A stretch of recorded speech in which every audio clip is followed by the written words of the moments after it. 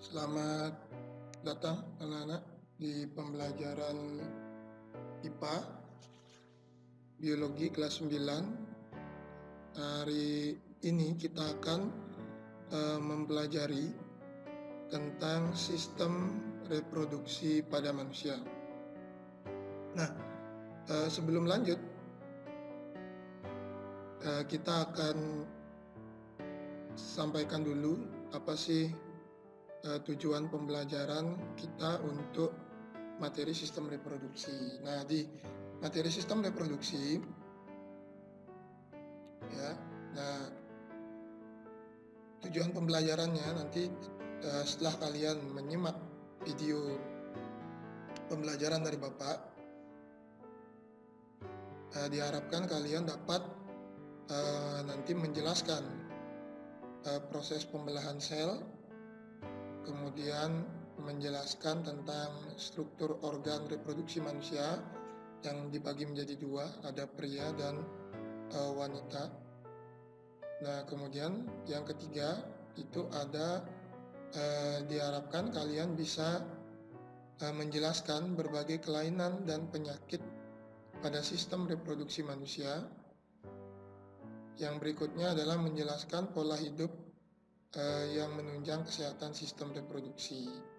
Nah, untuk KD keterampilan, nah ini kita akan lebih banyak nanti diskusi di Google Meet, bagaimana tanggapan atau respon kalian setelah menonton. Kemudian Bapak juga akan ajukan pertanyaan, apakah kalian bisa menanggapi atau tidak. Nah, nanti untuk video pembelajarannya akan dibagi menjadi dua bagian. Yang pertama itu adalah tentang pembelahan sel, ya, itu dulu yang akan kita bahas. Selanjutnya yang berikutnya adalah tentang organ reproduksi manusia. Jadi itu pembelajaran kita untuk sistem reproduksi.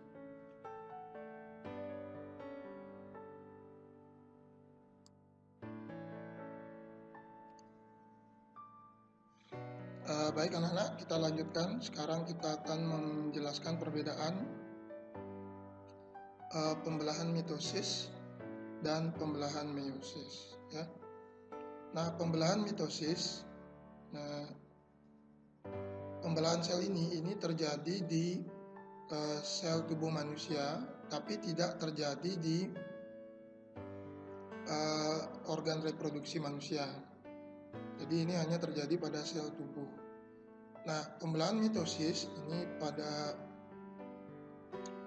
video sudah bisa kalian baca. Ya, itu adalah tipe pembelahan sel yang menghasilkan dua sel anakan.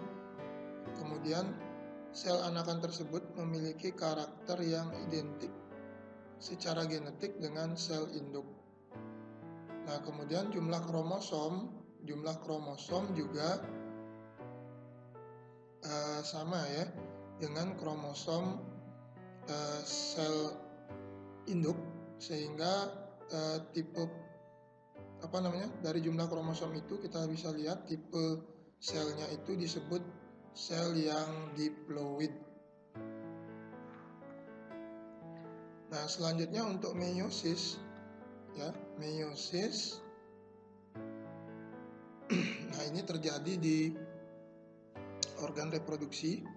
Kalau di laki-laki itu di testis, kalau di perempuan itu terjadi di ovarium. Nah, pembelahan meiosis ini menghasilkan 4 sel anakan. Dia itu memiliki separuh dari kromosom induk.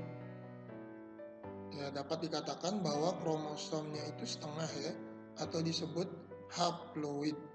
Jadi meiosis itu haploid, kemudian mitosis itu diploid.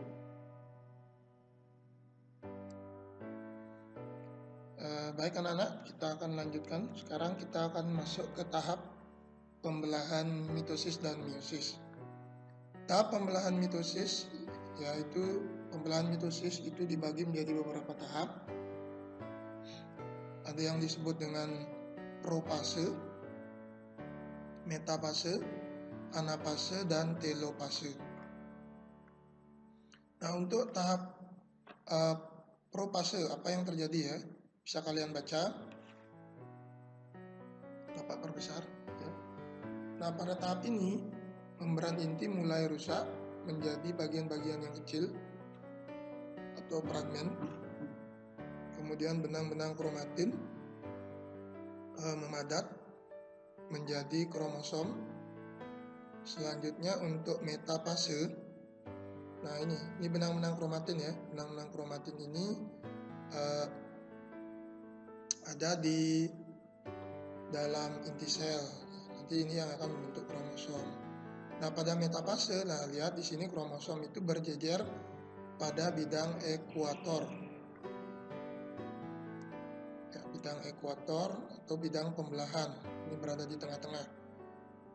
Nah, yang membantunya itu nanti ada gelendong pembelahan ya, dan sentrosom. Gelendong pembelahan itu benang-benang spindle.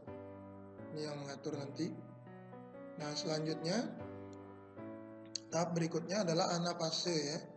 Nah, pada tahap anafase, nah ini pasangan kromosom atau kromatid ya, kromatid saudara dari setiap pasangan kromosom ini akan menuju kutub yang berlawanan. Nanti pada akhir anafase akan terbentuk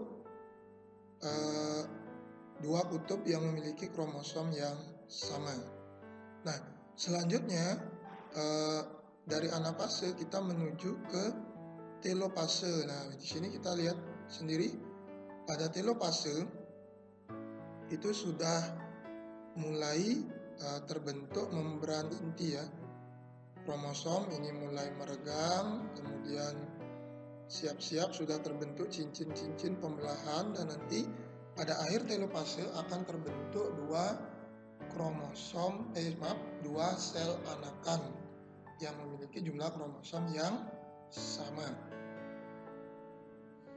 Nah, selanjutnya kita masuk ke meiosis. Apa yang terjadi pada meiosis?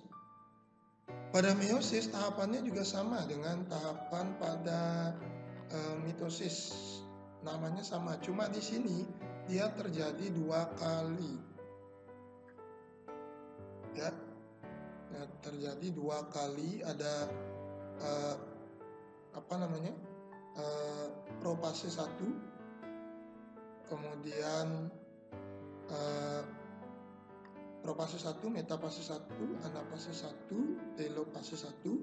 Itu tahap 1. Nanti tahap 2 juga sama, ada propase 2, anafase 2, propase 2, metafase 2, anafase 2, dan telofase 2. Cuma bedanya di sini kromosom yang nanti terbentuk ya dari 4 sel anakan itu, kromosomnya adalah setengah dari kromosom induknya. Jika induknya kromosomnya 46, berarti di sini 23. Masing-masing anak memiliki kromosom 23. Ya, jadi demikian penjelasan Bapak tentang pembelahan sel.